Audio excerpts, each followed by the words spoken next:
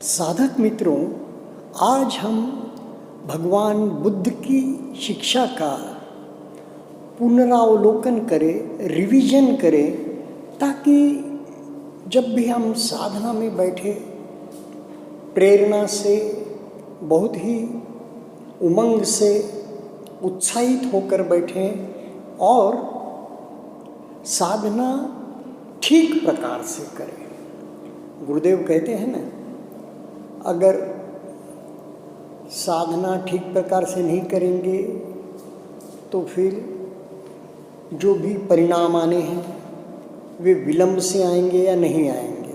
ठीक प्रकार से साधना नहीं करें तो परिणाम कैसे आएंगे।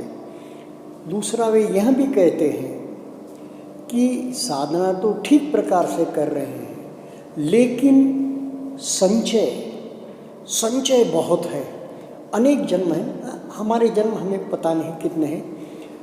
भगवान बुद्ध को जब बैसाखी पूर्णिमा के दिन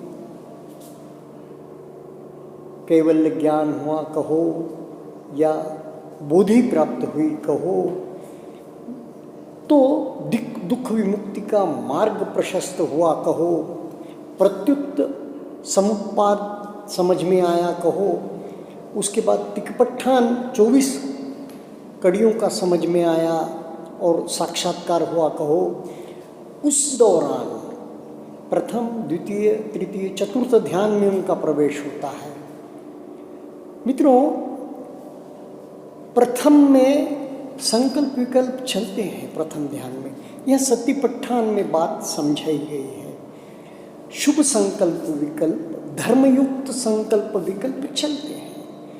उसके पहले की अवस्था भी यह है कि तब राग द्वेष युक्त, कामनाओं युक्त संकल्प चलते हैं, क्योंकि यह जब तक उभर कर ऊपर नहीं आएंगे, क्योंकि यह मोटे मोटे कंकड़ पत्थर है, यह आगे का कष्टकर भव प्रदान करने वाले कंकड़ पत्थर है।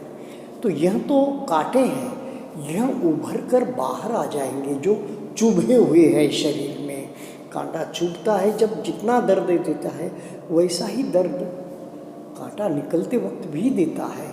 पर साधक के लिए वह थोड़ा सस्ता सौदा हो जाता है, गुरुदेव कहते हैं।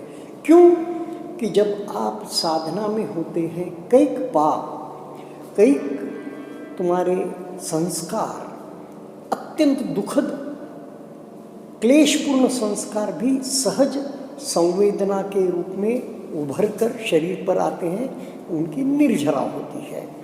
तो प्रथम इसमें तो द्वेष, कामनाओं के संस्कार ऊपर आएंगे, उनकी निर्जरा होंगी, और फिर शुक्ल ध्यान में आपका प्रवेश होगा, जिसमें संकल्प विकल्प होंगे प्रथम ध्यान में। यानी कि आप भी, जब भी हम साधना कर रहे हैं, सारा ध्यान आनापान के समय सांसों पर है, और उसके बाद हमारा ध्यान कहाँ है, जब विपश्यना मिल जाती है संवेदनाओं पर है। पर उसके साथ साथ चित्त पर भी कुछ उभरता है।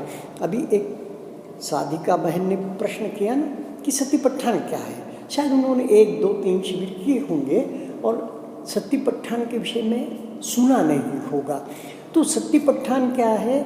4 स्मृति के पट्ठान प्रमुख स्थान है जो भगवान ने बताए हैं। विपश्यना ही है, पर उसका नाम महासतिपट्ठान 2-3 जगह पर भगवान ने वह प्रवचन, अलग अलग जगह पर जहाँ जहाँ भी उन्होंने देशना दी, वहाँ वहाँ के अनुसार कम्मासपुर में मुख्यतः महासतिपट्ठान, और कम्मासपुर यह भी कहा जाता है कुरुवंश की प्रदेश है, कुरु प्रदेश है।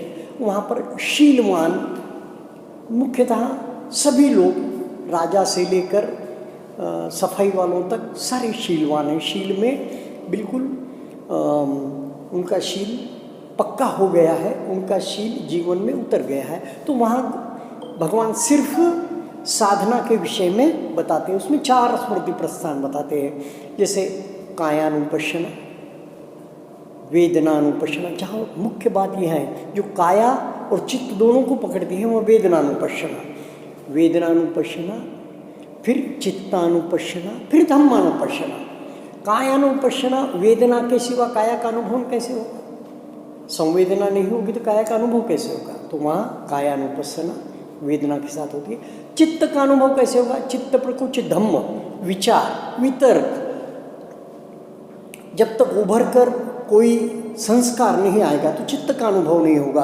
पर इन सब में क्या है, हमें बिल्कुल जो है सो स्थित प्रज्ञ रहना है, हमें बिल्कुल उसके विषय में तटस्थ रहना है और दूरस्थ रहकर उसे साक्षी भाव से अनुभव करना है। कायानुपश्यना का प्रकरण बहुत बड़ा है, वैसे ही धम्मानुपश्यना का प्रकरण बहुत बड़ा है। कायानुपश्यना में छोटे छोटे पर्व कैसे आते हैं? आनापान पर्व, इसका मुख्य आधार विपश्यना का प्रथम चरण के रूप में हम लेते हैं। उसके बाद इलियापत पर्व। अब हर वक्त हम बैठकर कायानुपश्यना सतत ध्यानरत होकर एक जगह तो नहीं बैठ सकते, तो चल रहे हैं तब अनुभव कर रहे हैं, चल रहा हूँ, जो भी कार्य कर रहे हैं उसमें जो हाथ हिल रहे हैं तो हाथों का हिलना, पैरों का चलना, भूमि का स्पर्श, अपने पादत्राणों का स्पर्श, इस प्रकार बोल रहे हैं तो वाणी की यानी कि जिह्वा का, देख रहे हैं तो देख रहा हूँ, इस प्रकार देखने में देखना, चखने में चखना, सुनने में सुनना, इस प्रकार का जो इलियापत पर्व। फिर संप्रज्ञान पर्व, हर वक्त हम संप्रज्ञानी रहे, उदय व्यय का बोध रहे, उपेक्षा हर वक्त रहे, यह संप्रज्ञान पर्व में आता है। फिर प्रतिकूल मनसिकार पर्व। प्रतिकूल मनसिकार जो सो मन किस ओर भागता है, कामनाओं की ओर, तो वो उसे प्रतिकूल, उसके विपरीत दिशा में साधना में मोड़ना। तो यह प्रतिकूल मनसिकार पर्व, धातु मनसिकार पर्व, नवसिद्धिक मनसिकार पर्व क्या करते हैं, हमारे में सत्काय वृत्ति जो है तो हमें जो उससे बाहर लाते हैं, हमें जो हम काया के प्रति जो अतिशय हमारा अनुराग है, प्रेम है, या उसे हम पकड़े रखना चाहते हैं, यौवन को हो, कुमार अवस्था को हो या शरीर को हो, तो वह उससे बाहर आता है, अनात्म बोध के ओर ले जाते हैं ये प्रकरण। यह प्रकरण विशेषतः जिन लोगों की कामनाओं या शारीरिक सुख या शारीरिक सौंदर्य या जो शरीर में लुप्त होते हैं, वासनाओं में लुप्त होते हैं, उनको बाहर निकालने के लिए यह प्रतिकूल मनसिकार पर्व, धातु मनसिकार पर्व, नवसिद्धिक पर्व बहुत काम आता है। फिर वेदनानुपश्यना छोटा प्रकरण है, लेकिन वेदनानुपश्यना ही प्रमुख बात है जो सारे विपश्यना में छाई रहती है, चाहे कायानुपश्यना हो, चित्तानुपश्यना हो या धम्मानुपश्यना हो। चित्तानुपश्यना में भी चित्त की अवस्थाएं बताएं, संक्षिप्त चित्त है, विक्षिप्त चित्त है, यानी कि यहाँ आप बात एक्सेप्ट कर ले कि चित्त कभी संक्षिप्त भी होगा, कभी विक्षिप्त भी होगा, कभी एकाग्र भी होगा, कभी छिन्न भिन्न भी होगा, बहुत भागेगा, उसका अनुभव हो रहा है ना साक्षी भाव से, बस वही महत्वपूर्ण है। तो उसमें हम हीन भाव न पाले, जैसे कभी क्रोध के संस्कार उभरे, द्वेष के संस्कार उभरे तो अरे इतने विचार क्यों आ रहे हैं, अरे इतने विचार क्यों, वहाँ विचारों से लड़ाई मोल ले लेते हैं हम, तो फिर क्या हो जाता है, विचार बड़े हो जाते हैं, विकार बड़े हो जाते हैं और हम छोटे हो जाते हैं। तो हमें दृष्टा भाव रखेंगे तब धीरे धीरे धीरे विचार, वो जो विकार है क्षीण होते जाएंगे। उसके बाद धम्मानुपश्यना में क्या होता है, निवरण पर्व, जिसमें गुरुदेव हमें 10 दिवसीय शिविर में कहते हैं ना, हमारे 5 दुश्मन हैं, उसकी बात है। फिर स्कंद पर्व जो नाम और रूप, नाम यानी कि मन के 4 कंद, विज्ञान है, संज्ञा है, संस्कार है, इस प्रकार हमारे मन के जो 4 स्कंद है उनका वर्णन आता है। तो और उसके बाद आयतन पर्व जो विभिन्न खिड़कियां हैं से झांक कर देखते हैं, तो वैसा मन और बाहर के विषय। फिर बोध्यंग पर्व है, बोधि के 7 अंग, ऐसे इस प्रकार। और 4 सत्यों का पर्व है, दुख सत्य, समुदय सत्य, निरोध सत्य, मार्ग सत्य। यह तो एक जस्ट उन्होंने कहा इसलिए मैंने पढ़कर सुनाया कि ये क्या क्या है और ये इसमें क्या होता है। अब बात यहाँ आती है, तो इस प्रकार यह उभर कर आते हैं प्रथम, द्वितीय, तृतीय, चतुर्थ न्याय। अब भगवान के अग्रश्रावक अनेक है, उसमें से प्रमुख सारिपुत्र जी और महामोग्गलान, दो घनिष्ठ मित्र, यह दो भगवान के प्रमुख श्रावक हैं। जैसे आनंद भगवान से उम्र में बड़े थे, चचेरे भाई थे, लेकिन भगवान के जो बिल्कुल PS जिसे कहें, पर्सनल सेक्रेटरी, 24 घंटे भगवान का साथ रहने वाले, भगवान को उनके धर्म उपदेश में उसमें सहायक के रूप में प्रमुख आनंद। तो वैसा कहते हैं कि साईपुत्र जी दाहिनी ओर और महामोग्गलान बाईं ओर थे, हालांकि दोनों भी समान महत्व के थे। तो एक विदेशी साधक ने सेवक ने मुझसे पूछा कि यह सारीपुत्र जी का दाहिनी ओर होना और महामोग्गलान जी का बाईं ओर होना कुछ क्या मायने रखता है। तो सारीपुत्र जी दाहिनी ओर थे, वे धर्म सिखाने में भगवान के समकक्ष माने गए थे। भगवान ने उन्हें समकक्ष कहा है कि मेरे जैसा ही ये धर्म सिखा सके। वैसे ही महामोग्गलान भी है, लेकिन रिद्धि बल में महामोग्गलान का कोई सानी नहीं। रिद्धि बल में यानी कि जो भी विशेष ये बल प्राप्त होते हैं उसे रिद्धि बल कहते हैं, दिव्य चक्षु वगैरह से, है ना। वो तो बाद में करेंगे, पहले भी मैं कर चुका हूँ बात सतीपट्ठान के बारे में भी, उस बारे में भी, लेकिन ये रिद्धि बल के बारे में। और विशेष क्या कहा जाता है उनके विषय में, उनका प्रथम ध्यान से द्वितीय ध्यान, द्वितीय से तृतीय और चतुर्थ में उनका प्रवेश बहुत क्विक होता था। इससे एक बात समझ लो मित्रों कि भगवान को भी अपने पूर्व जन्म 550 है ना, जैसे भगवान की वाणी में 550 जन्मों का कथाओं का उल्लेख आता है ना। तो जातक कथाओं में लगभग 550 से आगे पीछे कुछ है, लेकिन इनमें जैसा उल्लेख आता है भगवान कहते हैं, तो यह प्रथम जब पूर्णिमा के दिन वो बोध गया में बोधि वृक्ष के नीचे उनका जब ध्यान शुरू हुआ यात्रा, प्रथम तो उनको पूर्व जन्म की झलकियाँ दिखती गई। अब ये झलकियाँ कब दिखती है, ऐसे पूर्व के स्मृतियाँ कब दिखती है ऐसी झलकियों के रूप में, जब हम बिल्कुल दृष्टा और साक्षी होते हैं।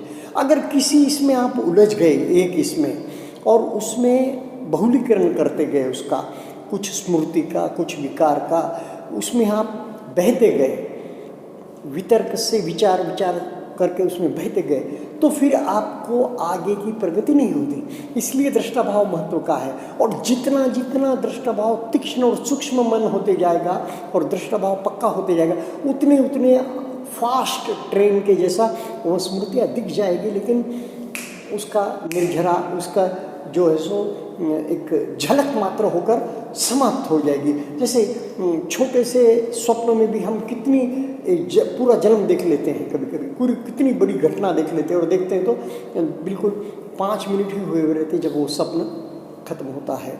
इस प्रकार विचारों में भी वैसे ही होता है। तो इस प्रकार आता है, तो हमें घबराना नहीं चाहिए कि हम विचार आ रहे हैं, विचारों को साक्षी भाव से देखना यह ज़्यादा महत्वपूर्ण है। तो वैसा महामोग्गलान क्या करते थे, प्रथम ध्यान में प्रवेश, यानी कि प्रथम ध्यान के पहले भी क्या हो जाता है, जब हम ध्यान को बढ़ते हैं, हमारी जैसी अवस्था है उनकी भी वही अवस्था, तो ऊंचे साधन, ऊंची अवस्था। तो और जो हमारे लिए समय है बहुत लंबा चलता है, उनके लिए बहुत क्षणिक होता है। कैसे क्षणिक होता है, जैसे लंबा चलता है, अगर हम बैठे ध्यान को बैठे तो पहले उबड़ खाबड़ यानी कि बहुत गहरे द्वेषपूर्ण रागपूर्ण संस्कार, राग द्वेष के कुछ समय के लिए चलते हैं। जनरली तो द्वेषपूर्ण क्रोधपूर्ण ही चलते हैं, बाद में रागपूर्ण आए तो आए थोड़े से।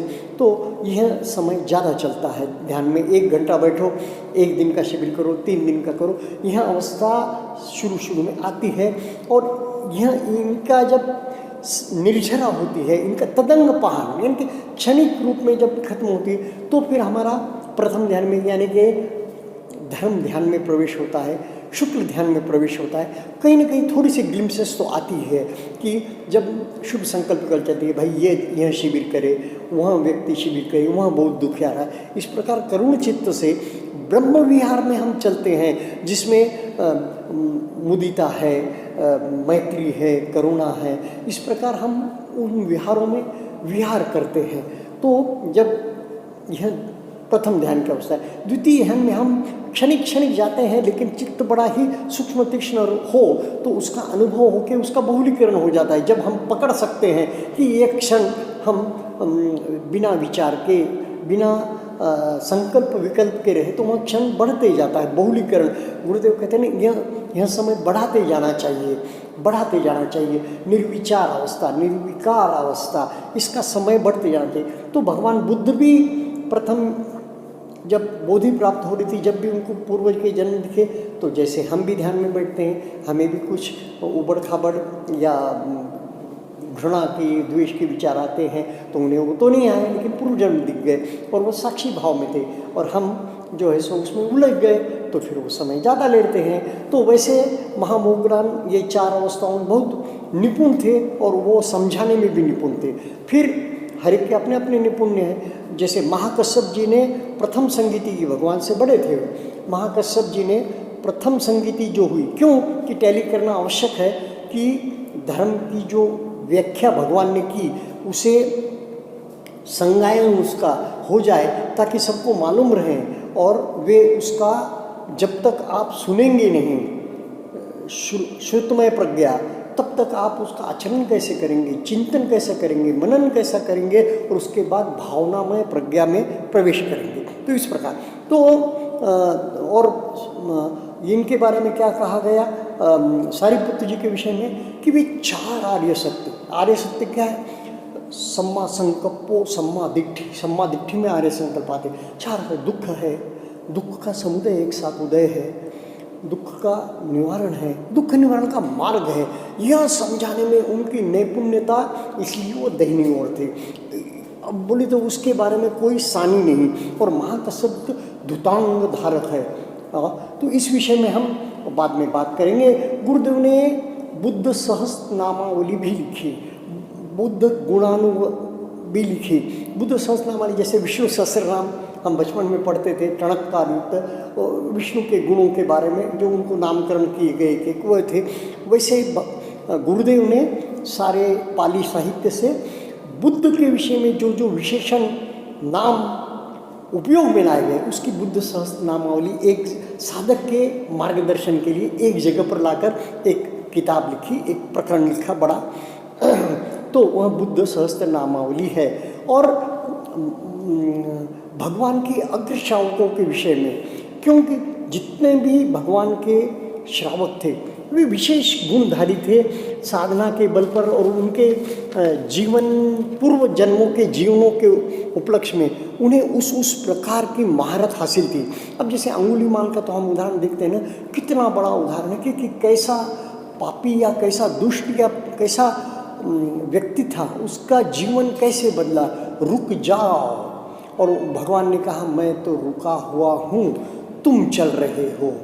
हाँ, और भगवान चल रहे थे और वहाँ रुका हुआ था। कैसी उल्टी बात, तो वहाँ एकदम चकरा गया है, एकदम जैसे भगवान को देखते ही उसे करंट लग गया, झटका लग गया इसे अंगुलीमाल को। उनकी कथा भी हम एक कह दिया हूँ या और कभी करेंगे। अब एक प्रकाशक की पढ़ के बताता हूँ, महामोगलान जी के किताब से।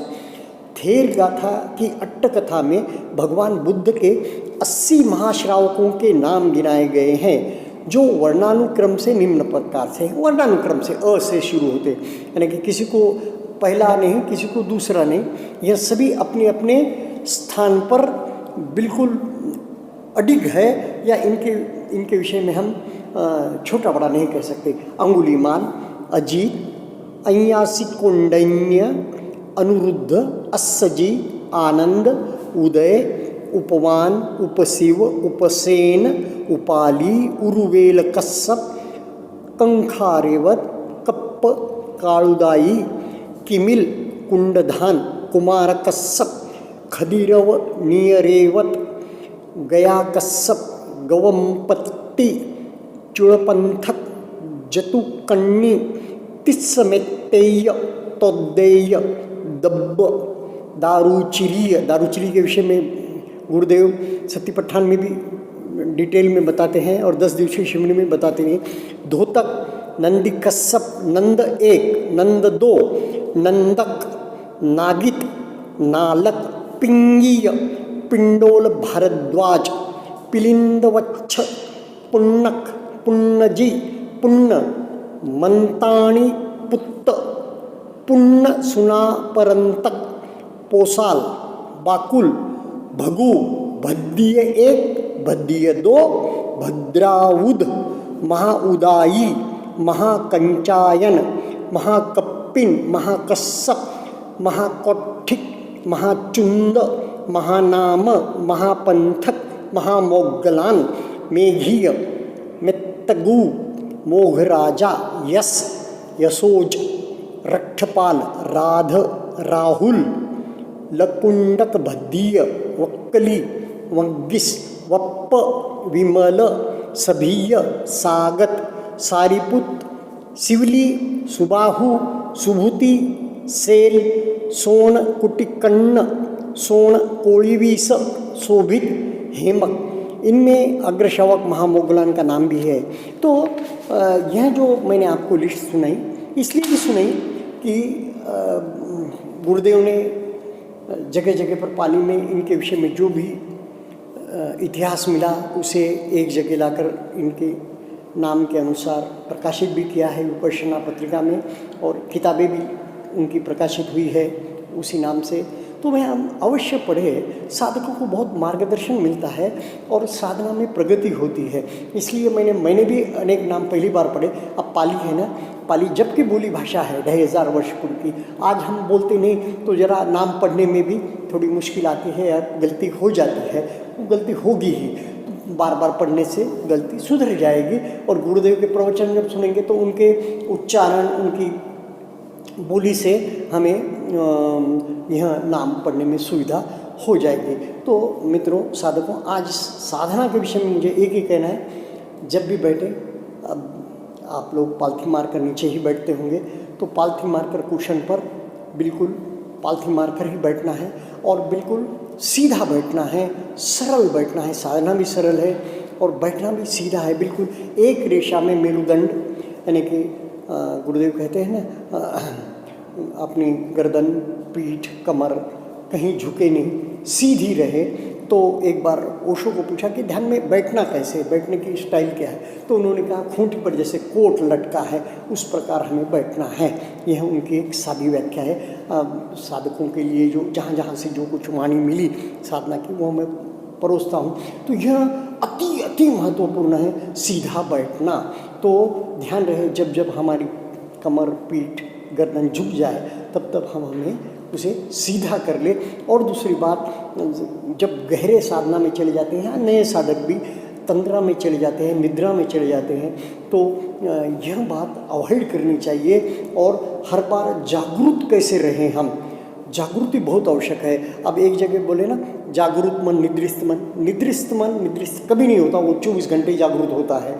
और जागरूक मन अनेकों बार नींद में, साधना में भी, जैसे साधना में तो ठीक है कि वह जागृति और बढ़ जाती है, लेकिन नींद में सो जाता है। लेकिन जो निद्रिस्त मन है वो 24 घंटे जागृत रहे। कैसी विडम्बना है नहीं, जिसे हम बेहोश मन कहते हैं, वो सतत सतत कार्यरत रहता है, सतत प्रतिक्रियारत रहता है। क्षण क्षण में शरीर में जो भी बायोकेमिकल या इलेक्ट्रोमैग्नेटिक रिएक्शंस चल रहे हैं, जो भी घटनाएं घट रही है, हृदय का स्पंदन हो रहा है, तो वह मन जागरूक रहता है, उसे हम निद्रिस्त कहते हैं। यह एक विडम्बना की बात थी, वो मैं आपसे शेयर की। Thank you.